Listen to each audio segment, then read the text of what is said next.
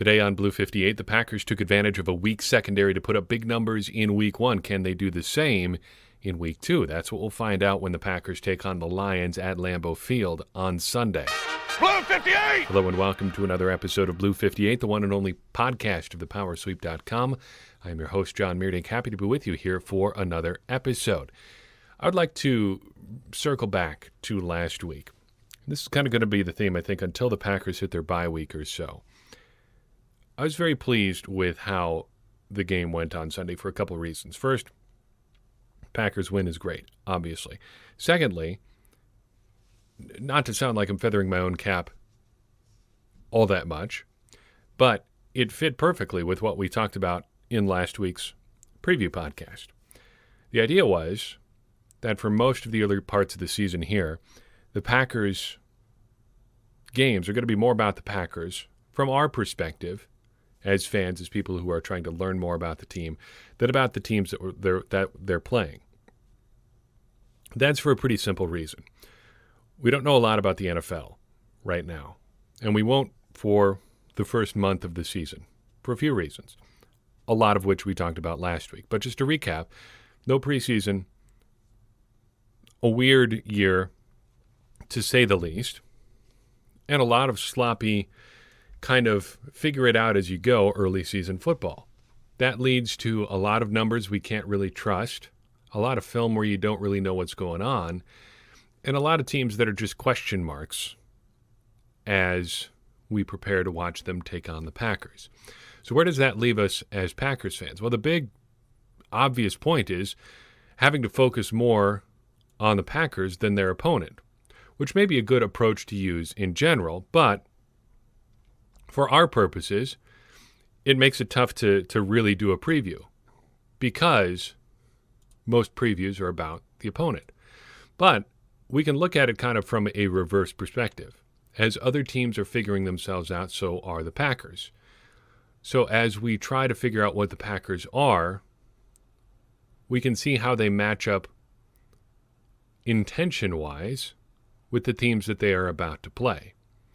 So as the Packers figure themselves out, we get a chance to figure them out right along with the team.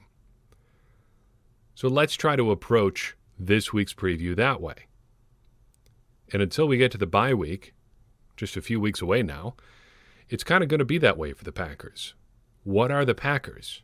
And can they be that against whoever they're playing this week?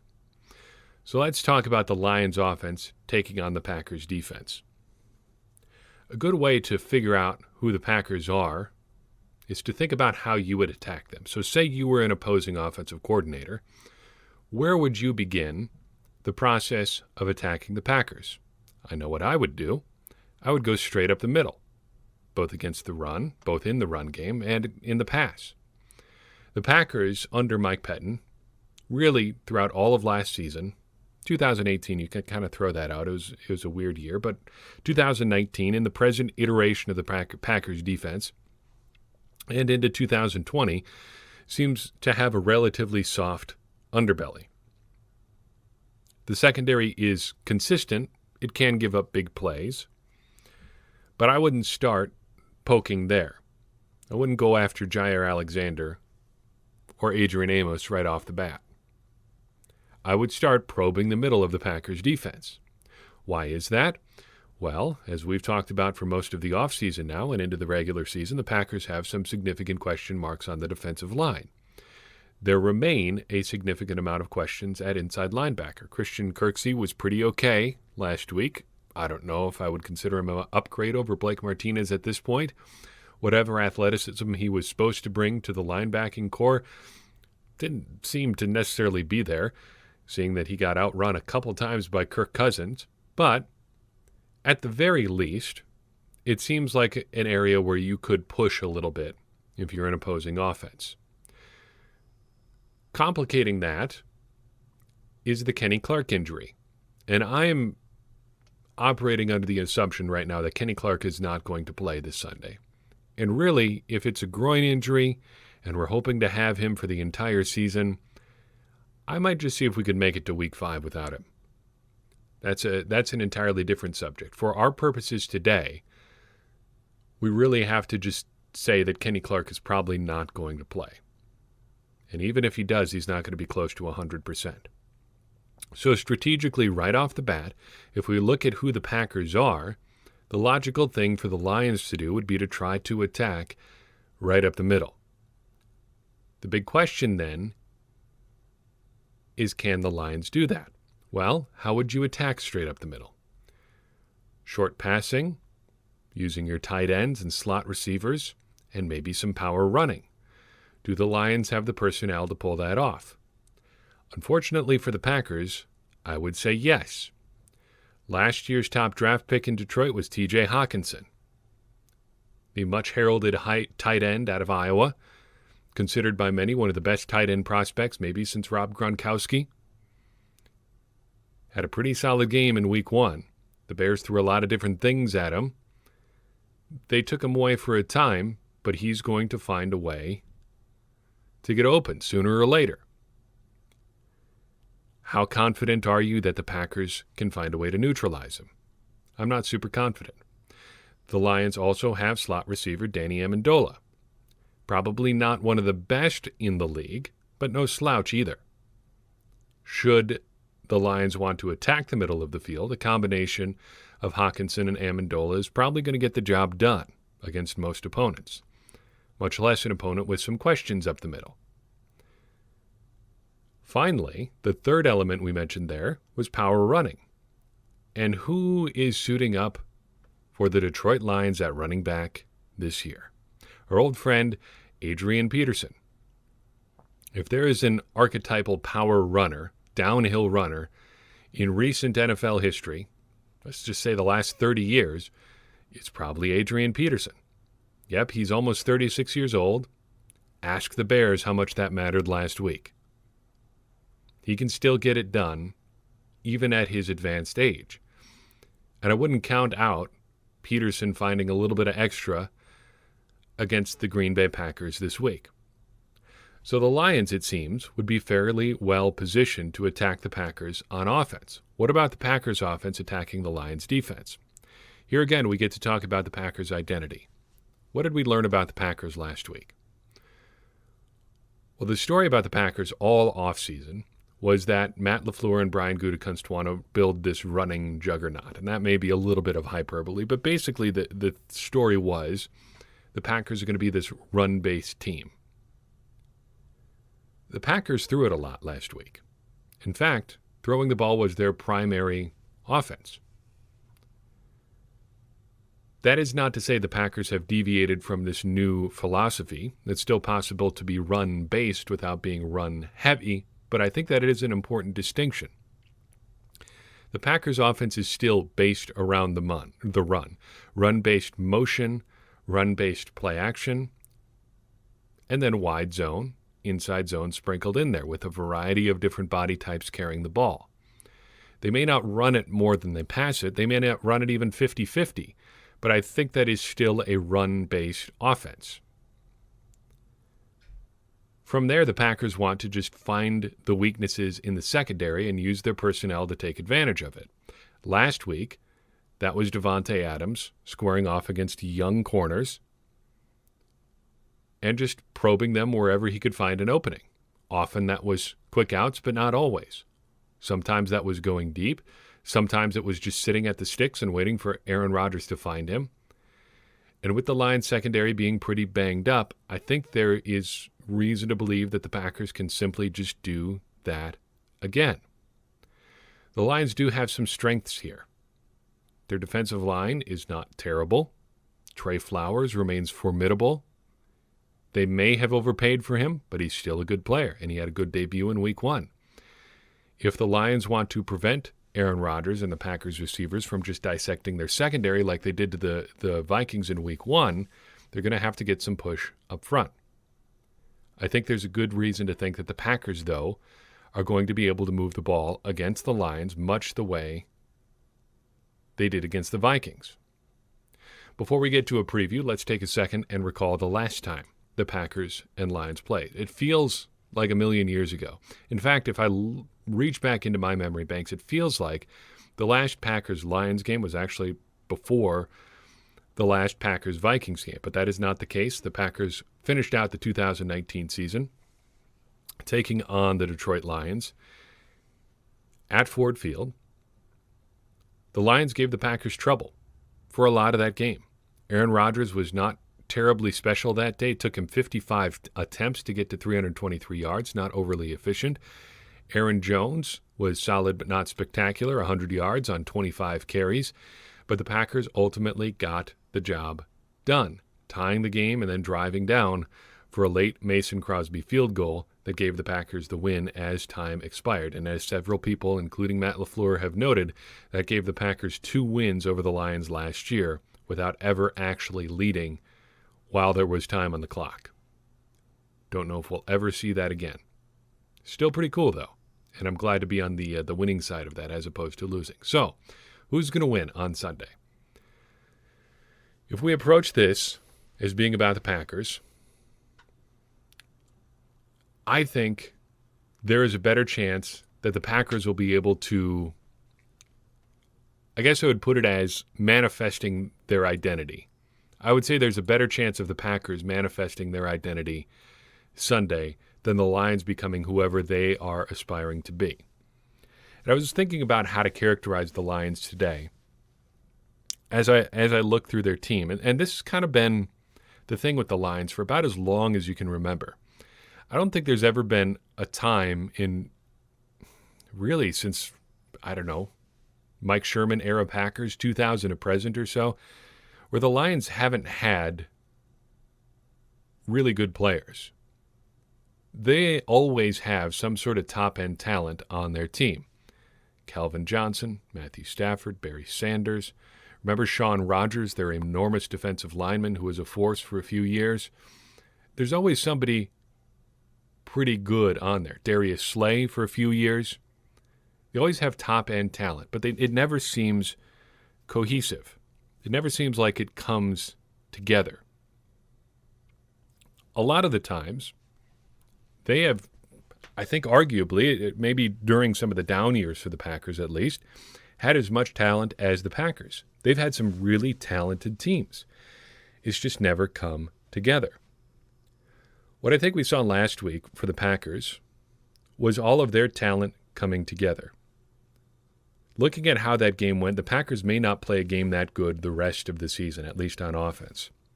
Their personnel groupings worked because everybody was healthy. You can throw 35 different sets out there if you've got everybody healthy. But as guys start to get banged up, you lose that a little bit. But the Packers were pretty close to their peak identity last week. Everything came together. And what happens when you've got a talented team that comes together and clicks on all cylinders, fires on all cylinders against a team that's just not all on the same page? Well, you put up 43 points. 43 points that could have been 53 points. All right? That's what happens. And I think, at least based on how the Lions seem to have performed in Week 1, there's a good chance that the Packers at least will be able to do what they like to do against the Lions on Sunday. There's another side of that coin. Based on our outline above, I think there's also a pretty good chance that the Lions could at least implement a good portion of what they like to do, or they would hope to do, against the Packers' defense. If the Lions indeed do want to attack the middle of the Packers' defense, it would seem like they've got the pieces to do it. And if we know anything about the Packers' defense over the last now 20 games or so, however many all of last season was, and then this year, it's that they are a little bit vulnerable up the middle. That is understating it, to be sure, but that is where they are vulnerable. I think the Packers are going to win on Sunday, but I think there's a good chance it could be another shootout type game.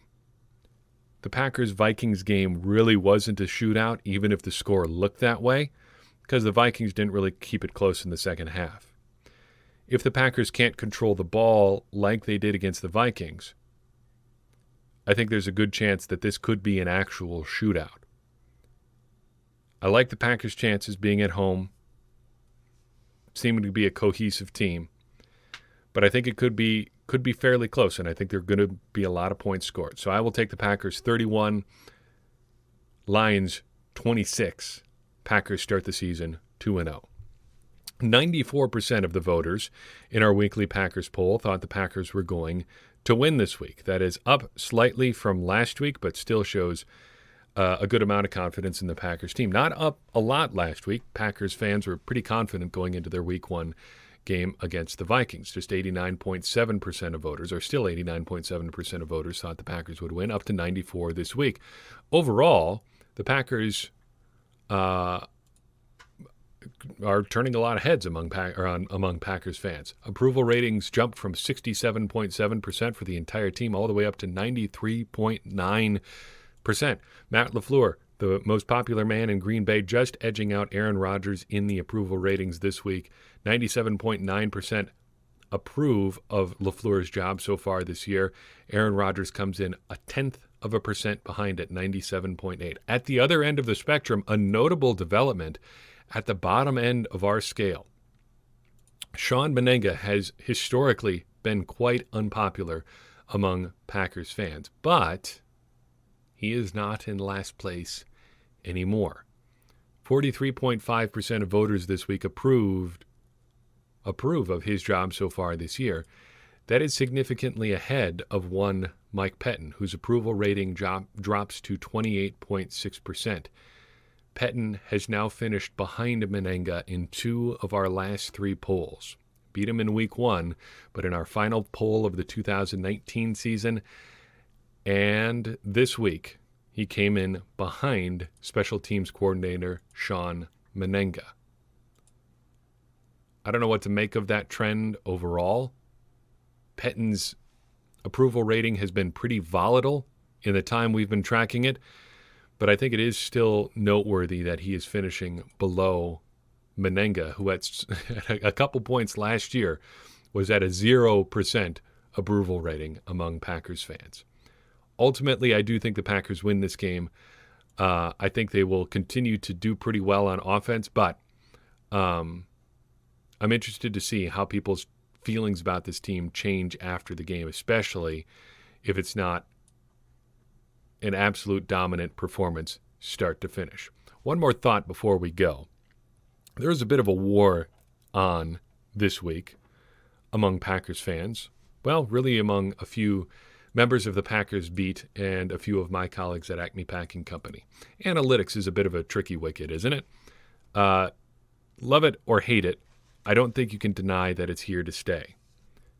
People are going to be using analytics to talk about sports teams. The debate seems to be, and you can read about this a little bit at Acme Packing Company, seems to be about whether people trust only analytics or not. We learned this week that there's a significant number of Packers beat writers who believe that people who are analytics-minded only trust in spreadsheets. Of course, that is not true. I think most of the people who listen to this show tend to be fairly analytics-minded. I think that's probably because of some of the content that we put out here. It tends to be a little bit more analytics-driven, partly for time reasons. I think I've been pretty open about that. I would love to do more film breakdown. That's something I really enjoy doing. But it also takes a lot of time. And it also doesn't tend to translate very well to this kind of medium. So we tend to talk about stats. But never let it be said that we should rely entirely on one or the other. A balanced perspective is what it's going to take to get to the truth. And that's really what we're trying to do here. If we're trying to become smarter Packers fans and smarter football fans in general, what we're looking for is not a stat that backs up our opinion or a particular play that highlights, just one thing that we want to believe about our team or a player or whatever. We're looking for the truth. What is true about the Packers? What is true about the way they perform and why? And both analytics and film can help us do that. But putting them together or relying on those who are really good at analyzing one or really good on analyzing another and marrying their perspective is going to help us get there. Don't throw out one entirely or the other entirely. Understanding things like DVOA, for example, can be hard. It's not necessarily the most intuitive number. And there's a lot of the advanced sort of metrics that are out there that aren't super easy to digest. They're not a scannable number.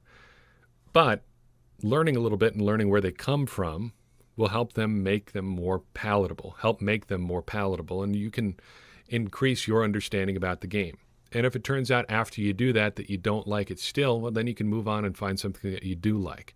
Same goes for film study. It's tough. It's time consuming, but it's worth doing, especially if you get someone who's really good at it, who can explain how to do it well for you. So that's my take on the kerfuffle that happened this week among the Packers beat and Packers, I guess, non-professional media like myself. We can all have a seat at this table, but don't characterize someone's position as being, I don't know, misguided just because you don't happen to like it. There are legitimate positions to be had on both sides of the aisle, but going forward with, I guess, a foot on both sides is really the way to do it. If that analogy even works. I'm not even sure that's the best analogy. It sounds like trying to change horses in midstream, but I think you know what I'm trying to say. Use film, use analytics, and try to find the truth. Don't just try to defend your viewpoint. There, that's what I was trying to say. Wasn't that hard. So I've got for you in this episode. We'll see you Sunday after what hopes to be another Packers winner. Only noon kickoff until after Thanksgiving. Enjoy it if you are somebody who happens to like those midday kickoffs like me. In the meantime, if you enjoyed this preview or know somebody who would, go ahead and share it. That is going to help more people find the show, and more people have been finding the show lately. It's been interesting to watch those download numbers go on as the regular season gets rolling here, and I'm happy to bring you as much content as we possibly can. So share it, help more people find the show, and ultimately help more people continue this conversation around the Packers, which will help us all become smarter Packers fans. And as I always say, smarter Packers fans are better Packers fans, and better Packers fans are what we all want to be. I'm your host, John Meerdink. We'll see you next time on Blue 58.